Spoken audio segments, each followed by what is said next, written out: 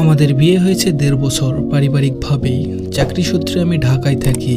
বিয়ের আগেই বন্ধু আজাদ বলেছিল, শোন রিয়াদ, বউ হচ্ছে পায়ের তলার জুতার মতো, সবসময় পায়ের নিচে রাখবি, নয়তো মাথায় একবার উঠে গেলে আর নামাতে পারবি না, পস্তাতে হবে। বিড়াল বিয়ের রাতেই মারতে হয়। বাসর করে ঢুকেই দেখলাম তিশা সেলফি তুলছে। আমাকে দেখে সে প্রাণবন্তভাবে বলে উঠল, তুমি চলে এসেছ, আমাকে কয়েকটা ছবি তুলে দাও। তারপর দুজনে একসাথে কয়েকটা তুলি। ফটোগ্রাফার কবে না কবে দিবে কে জানে। বিড়াল বিয়ের রাতেই মারতে হয়, কথাটা কানে বাজতে লাগলো। আমি কড়া গলায় বললাম, আমাকে তুমি করে বলার পারমিশন কে দিয়েছে? আমি দিয়েছি? তিশা থতমত হয়ে বলল, আমাদের তো বিয়ে হয়ে গেছে। তাই ভাবলাম। তার কথা শেষ করতে দিলাম না, চুপ বলে চিৎকার করে উঠলাম, বিয়ের রাতেই সেলফি? তাহলে কি এখন যেটা করব সেটা ভিডিও করে রাখবি তুই? আমি ওর ফোনটা ছুঁড়ে ফেলে ওর শাড়ি চুরি খুলতে লাগলাম। ও যখন ব্যথায় চেঁচিয়ে উঠেছিল তখন মনে মনে বিড়বিড় করছিলাম, বাহ, বিড়াল মেরে দিয়েছি। ওর সোশ্যাল মিডিয়া ব্যবহার বন্ধ করে বাটন ফোন কিনে দিয়েছি। ডিশলাইন আছে, টিভি দেখবে, সমস্যা কি? বছরে 2 বার বাপের বাড়িতে যাই, আমি নিয়ে যাই, 2-1 দিন থেকে ফেরত আসে। শপিং আমি করে দিই, লিস্ট করে রাখতে বলি, সে অনুযায়ী নিয়ে আসি, অর্থাৎ সে আমার পায়ের তলাতেই আছে।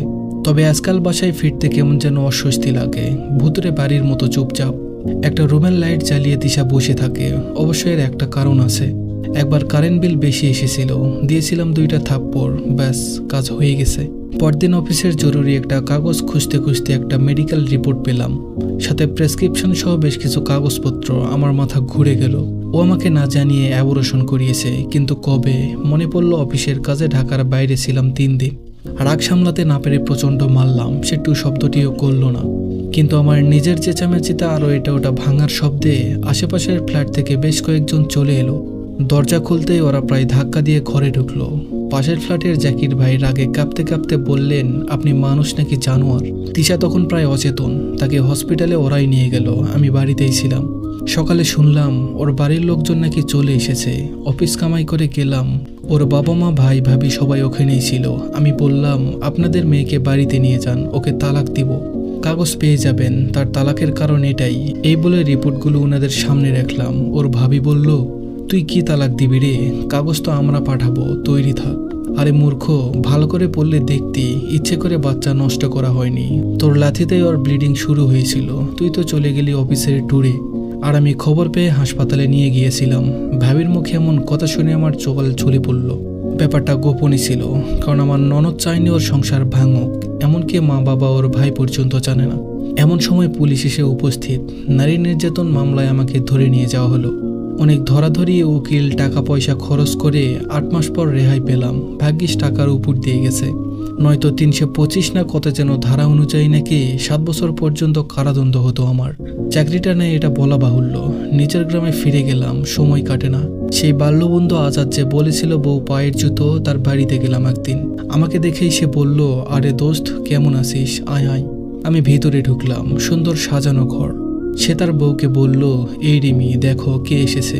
ওর বউ বলল, আরে রিয়াদ ভাই, আপনি এতদিন পর? বললাম, এই তো, আপনারা ভালো আছেন? বলল, জি ভালো আছি। আর আজাদকে বলল, আজাদ, তোমাকে না কাল থেকে বলছি, দিনই শেষ, এখন ভাইকে চা দিব কি করে? তুমি এখনই গিয়ে নিয়ে আসবা, এক্ষুনি। আজাদ বলল, আরে বাবা, যাচ্ছি যাচ্ছি। টাকা নিয়ে আজাদ হাসতে হাসতে বেরিয়ে গেল। কি সুন্দর সংসার, পায়ের জুতো, সুন্দর সংসার, আমার মাথায় ঘুরতে লাগলো। আমি কখন উঠে হাঁটা ধরেছি জানি না। পেছন থেকে কেউ ডাকছে, ভাবি বোধ হয়, আজাদের পায়ের জুতো। এরপর বাড়ি থেকে অনেক মেয়ে দেখা হলো আমার জন্য। সবাই খোঁজখবর নিয়ে ফিরে যায়, আর চেষ্টা করে লাভ নেই, তাই ঢাকায় ফিরে এলাম। একটা দোকানে সেলসম্যানের চাকরি জুটলো কোনো মতে, তাও বহুদিন পর। দিন চলছিল কোনোভাবে। একদিন জ্যামে গাড়িতে বসে থাকা অবস্থায় তিশাকে দেখলাম। আকাশি রঙের সালোয়ার কামিজে ওকে যেন পরীর মতো লাগছে। পাশের ছেলেটা সম্ভবত ওর স্বামী। আমি রাস্তা পার না হয়ে কিছুক্ষণ দাঁড়িয়ে থাকলাম। দুজন খুব হাসছে আর বারবার পিছনে ফিরে কি যেন বলছে। আমার দৃষ্টি গেল পিছনের সিটে। একটু এগিয়ে গেলাম। দুটি ফুটফুটে যমজ গোলাপ কলির মতো মেয়ে। মায়ের আদল পুরোটাই পেয়েছে। আহ, এই মেয়ে দুটো আমার হলেও হতে পারত। জ্যাম ছেড়ে দিয়েছে। গাড়ির দিকে তাকিয়ে থাকলাম। বিড়বিড় করে বললাম, পায়ের জুতো।